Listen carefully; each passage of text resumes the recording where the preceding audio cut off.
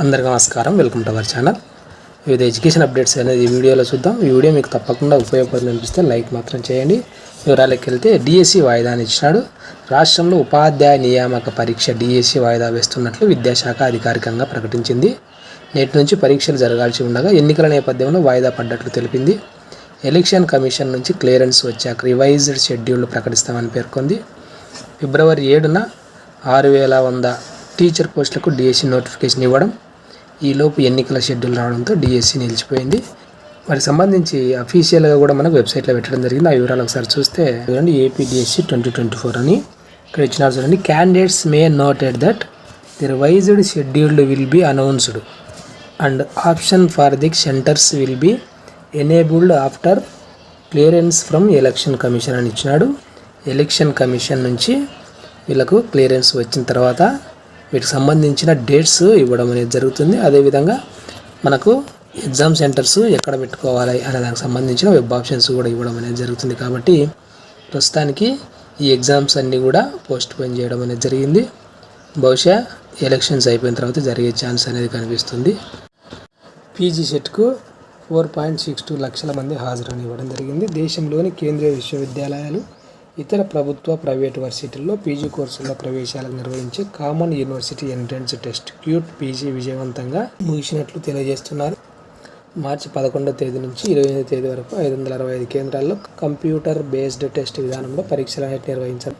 భారత్లోని 253 నగరాలతో పాటు దేశం వెలుపల Manama, Dubai, Kathmandu, Muscat, Riyadh, Ottawa, Abu Dhabi, Vienna, Qatar లాంటి నగరాల్లోనూ పరీక్షలు చేపట్టామన్నారు.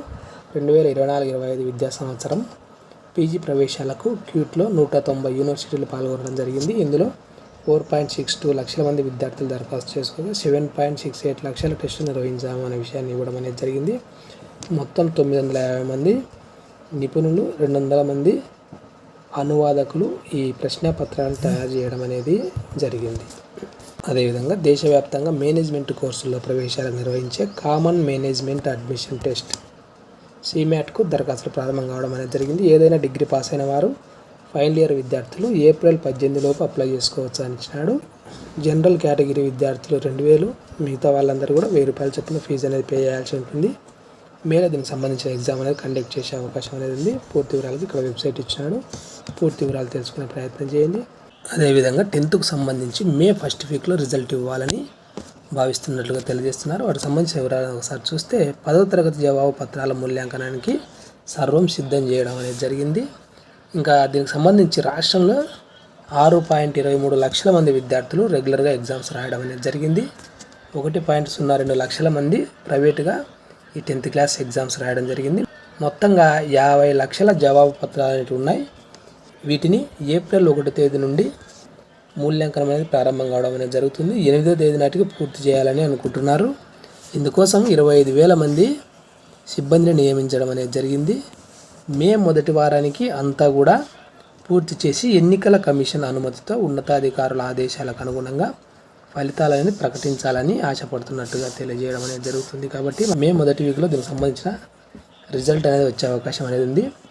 ఎవరైనా రీవాల్యుయేషన్, రీవెరిఫికేషన్ చేసుకోవాలనుకుంటే గిన వాళ్ళకి ఏవైనా డౌట్స్ ఉంటే క్లారిఫై చేసుకోవాలనుకుంటే 1000 రూపాయల ఫీజు చెల్లిస్తే దీనికి సంబంధించి వాళ్ళు మనకు ప్రత్యేక వెబ్ లింక్ ద్వారా సెల్ ఫోన్కు మూల్యాంకనం చేసిన మీ ఆన్సర్ షీట్లను పంపించడం అనేది జరుగుతుంది.